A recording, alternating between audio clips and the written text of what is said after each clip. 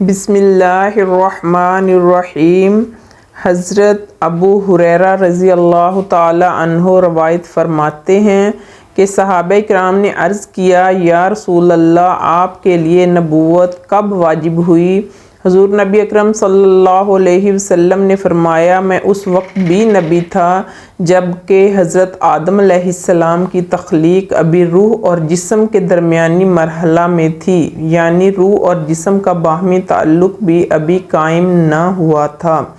حضرت ابن عباس فرماتے ہیں کہ حضور صلی اللہ علیہ وسلم نے ارشاد فرمایا، اللہ تعالیٰ نے مجھے حضرت آدم علیہ السلام کی پشت میں رکھ کر اس زمین پر اتارا تھا، اور پھر میں حضرت نوح علیہ السلام کی پشت میں منتقل ہوا، اور حضرت نوح علیہ السلام سے حضرت ابراہیم علیہ السلام کی پشت مبارک میں مجھے منتقل کیا گیا، اور حضرت ابراہیم علیہ السلام سے لے کر مجھے باعزت پشتوں اور پاک رحموں میں منتقل کیا جاتا رہا، یہاں تک کہ میرے والدین کے ذریعے مجھے ظاہر کیا گیا۔ میرے والدین کبھی بھی حرام میں، یعنی حضور صلی اللہ علیہ وسلم کے آباء و اجداد میں سے حضرت آدم سے لے کر اب تک کہیں زنا نہیں، سب نکاح ہوئے اور حرام میں مبتلا نہیں ہوئے۔ امام طبری نے حضرت ابن عمر کی ایک روایت نقل کی ہے کہ حضور صلی اللہ علیہ وسلم نے ارشاد فرمایا، اللہ تعالیٰ نے اپنی مخلوقات پر نظر انتخاب ڈالی اور ان میں سے انسان کو پسند کیا، پھر انسانوں میں سے عرب کو منتخب کیا، عربوں میں سے قریش کو، قریش میں سے بنو ہاشم کو، اور بنو ہاشم کو سب سے زیادہ عزت دی، پھر ان میں مجھے پیدا کیا، سو میں ہمیشہ پاکیزہ لوگوں کی نسلوں میں رہا ہوں۔ حضور اکرم صلی اللہ علیہ وسلم کا نور آپ کے پردادا حضرت ہاشم کی پیشانی پر چمکتا تھا، جو کوئی یہودی عالم آپ کو دیکھتا تھا آپ کے ہاتھوں کو بوسہ دیتا تھا، جس جگہ حضرت ہاشم نکل جاتے ہر ایک چیز آپ کو سجدہ کرتی۔ عرب کے لوگ اور اہل کتاب کے عالم اپنی اپنی بیٹیاں پیش کر کے کہتے، اے ہاشم، ان سے نکاح کر لیجئے، یہاں تک کہ خاص شاہ روم ہرقل نے پیغام دیا، میری لڑکی نہایت حسین و جمیل ہے، اے ہاشم آپ یہاں چلے آئیں، میں آپ سے اپنی بیٹی کا نکاح کر دوں گا، کیونکہ میں نے آپ کے اخلاق حمیدہ کی تعریف سنی۔ ظاہر تو یہ تھا کہ وہ نور محمدی صلی اللہ علیہ وسلم کو اپنے گھرانے میں لینا چاہتا تھا۔ حضرت ہاشم نے انکار کیا اور شاہ روم کی بیٹی کو نامنظور کر دیا۔ پھر خداوند کریم نے ہاشم کے اس مبارک نور کو عبد المطلب کو عطا کیا۔ عبد المطلب جب بڑے ہوئے تو آپ بیان کرتے ہیں کہ موسم سرما میں ہم یمن کے سفر پر گئے تو میں ایک یہودی عالم سے ملا، تو اس نے مجھ سے پوچھا، تمہارا تعلق کس خاندان سے ہے؟ میں نے کہا، میں بنی ہاشم سے ہوں۔ پھر اس نے کہا، کیا تم اجازت دیتے ہو کہ میں تمہارے جسم کے کچھ حصوں کو دیکھوں؟ میں نے کہا، ستر عورت کے مقامات کے علاوہ آپ دیکھ سکتے ہیں۔ اس مشروط اجازت کے بعد اس نے میری ناک کا ایک اور پھر دوسرا نتنا کھول کر دیکھا، پھر کہنے لگا، میں دعوے سے کہتا ہوں کہ تمہارے ایک ہاتھ میں ملک اور دوسرے میں نبوت ہے، میں اسے دیکھ رہا ہوں۔ اس کے بعد جب حضرت عبد المطلب مکہ واپس آئے تو جناب ہاشم نے آپ کا نکاح کیلا نامی خاتون سے کر دیا۔ کیلا کے بطن سے حارث پیدا ہوئے، حارث ہی آپ کے سب سے بڑے فرزند تھے۔ کیلا کے بعد آپ کا نکاح ہند بنت عمر سے ہوا اور اس سے دوسرے فرزند اور صاحبزادیاں پیدا ہوئیں۔ حضرت عبد المطلب کا تیسرا نکاح فاطمہ نامی خاتون سے ہوا، جن کے بطن سے حضور صلی اللہ علیہ وسلم کے والد ماجد حضرت عبداللہ دنیا میں تشریف لائے۔ عبد المطلب کے بیٹے عبداللہ قریش میں شکل و صورت اور اپنے اخلاق کی وجہ سے سب سے اچھے تھے، اور آن حضرت صلی اللہ علیہ وسلم کا نور ان کے چہرے پر صاف نظر آتا تھا۔ ایک روایت میں ہے، قریش کے نزدیک عبداللہ اپنے باپ کی اولاد میں زیادہ مکمل، سب سے زیادہ حسین، سب سے زیادہ پاک دامن اور سب سے زیادہ محبوب تھے۔ اللہ تعالیٰ نے ان کے والد کو ہدایت دی اور انہوں نے ان کا نام عبداللہ رکھا، کیونکہ حدیث میں ہے کہ اللہ کے نزدیک سب سے محبوب نام عبداللہ اور عبد الرحمن ہیں۔ یہ ذبیح ہیں، یعنی جیسے اسماعیل علیہ السلام ذبیح کہلاتے ہیں، اسی طرح عبداللہ بھی ذبیح کہلاتے ہیں، کیونکہ ان کے باپ عبد المطلب نے اپنی ایک منت کو پورا کرنے کے لیے ان کو ذبح کرنے کا ارادہ کیا تھا۔ حضرت عبداللہ کے حسن و جمال کی شہرت عام ہو گئی اور ذبیح و فدیہ کا واقعہ مزید شہرت کا باعث ہوا۔ قریش کی عورتیں ان کے جمال و وصال کی طالب بن کر سرے راہ نکل کر کھڑی ہو گئیں اور ان کو اپنی جانب بنانے لگیں، مگر حق تعالیٰ نے انہیں محفوظ رکھا۔ سیرت حلبیہ کے الفاظ ہیں کہ نور محمدی صلی اللہ علیہ وسلم ان کے چہرے میں روشن ستارے کی طرح چمکتا تھا۔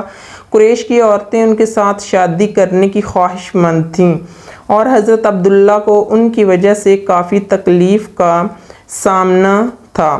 حضرت سعد بن ابی وقاص رضی اللہ تعالی عنہ سے روایت ہے کہ رسول اللہ صلی اللہ علیہ وسلم کے والد ماجد سیدنا عبداللہ اپنے زیر تعمیر مکان سے آ رہے تھے اور ان کے بدن پر مٹی اور غبار کا اثر تھا۔ ان کا گزر یعلا ادویہ نامی عورت کی طرف ہوا، یعنی یعلا کی نگاہ آپ پر پڑی۔ اس نے آپ کے دونوں آنکھوں کے درمیان نور مصطفیٰ صلی اللہ علیہ وسلم کو پایا تو اس نے آپ کو جنسی خواہش کی تکمیل کی دعوت دی۔ اس نے کہا اگر آپ میری خواہش پوری کر دیں تو میں آپ کو 100 اونٹ پیش کروں گی۔ حضرت عبداللہ نے فرمایا ٹھہر جائیں، غسل کر کے صاف ہو لوں، پھر تیرے پاس آتا ہوں۔ گھر آ کر حضرت عبداللہ نے سیدہ آمنہ اپنی بیوی سے مباشرت فرمائی اور حضور صلی اللہ علیہ وسلم کے ظہور ولادت کے لیے حمل کا استقرار ہوا۔ اس کے بعد حضرت عبداللہ یعلا کے پاس پہنچے اور کہا اب تیری خواہش باقی ہے۔ یعلا نے جنسی خواہش کی جس کو آپ نے مسترد کیا۔ آپ دوبارہ اس کے پاس نہیں گئے بلکہ وہ راستہ میں مل گئی تھی۔ اس نے جواب دیا نہیں۔ سیدنا عبداللہ نے پوچھا کیوں، کیا بات ہوئی؟ یعلا نے کہا جب تم ادھر سے گزرے تھے تو تمہاری پیشانی پر نور نبوت تاباں تھا، مگر اس وقت وہ موجود نہیں بلکہ منتقل ہو کر آمنہ کے رحم میں قرار پا چکا ہے۔ حضرت عطا رحمۃ اللہ علیہ حضرت ابن عباس رضی اللہ تعالیٰ عنہ سے روایت کرتے ہیں کہ حضرت عبد المطلب اپنے بیٹے حضرت عبداللہ کو نکاح کے لیے لے کر روانہ ہوئے تو ان کا گزر اہل حبالہ یمن کی ایک کاہن خاتون پر ہوا جو کتب سماویہ کی مشہور عالمہ تھیں اور اس کا نام فاطمہ تھا۔ اس نے جب نور نبوت کو حضرت عبداللہ کی پیشانی میں دیکھا تو ان سے کہا اے جوان اگر تم اس وقت میرے ساتھ مباشرت کرو تو میں تم کو 100 اونٹ پیش کروں گی۔ اس کی اس پیشکش پر حضرت عبداللہ نے کہا اس فعل حرام سے تو مر جانا بہتر ہے اور فعل حلال تو میں اس کی خوبیاں بیان نہیں کر سکتا۔ اے خاتون حرام کاری کی جو خواہش تو میرے پاس ساتھ رکھتی ہے اس کی تکمیل کیسے ممکن ہے، کیونکہ اہل توقیر و آبرو اپنی عزت اور دین کی پاسداری کرتے ہیں۔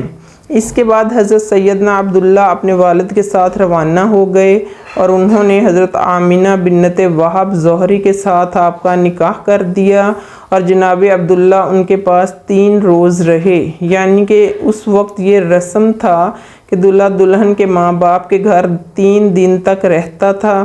چنانچہ حضرت آمنہ کے ساتھ خلوت کے بعد حضرت عبداللہ اس خاتون کے پاس جانے کا ارادہ کیا جس نے دعوت مباشرت دی تھی، اس لیے کہ حقیقت حال دریافت کر سکیں۔ چنانچہ وہ اس کے پاس آئے تو اس عورت نے ان سے پوچھا میرے پاس جانے کے بعد تم نے کیا کیا؟ حضرت عبداللہ نے جواب دیا میرا نکاح آمنہ بنت وہب سے ہو گیا ہے اور میں 3 روز تک ان کے پاس رہا۔ یہ جواب سن کر اس عورت نے کہا اے عبداللہ میں بدکار عورت نہیں ہوں، چونکہ میں نے تمہاری پیشانی میں نور نبوت کی چمک دیکھی تو مجھے تمنا ہوئی کہ وہ نور میں حاصل کروں، مگر اب اللہ تعالیٰ نے اسے جہاں چاہا وہاں ودیعت فرما دیا۔ اس طرح حضرت آمنہ کو حمل ٹھہرا۔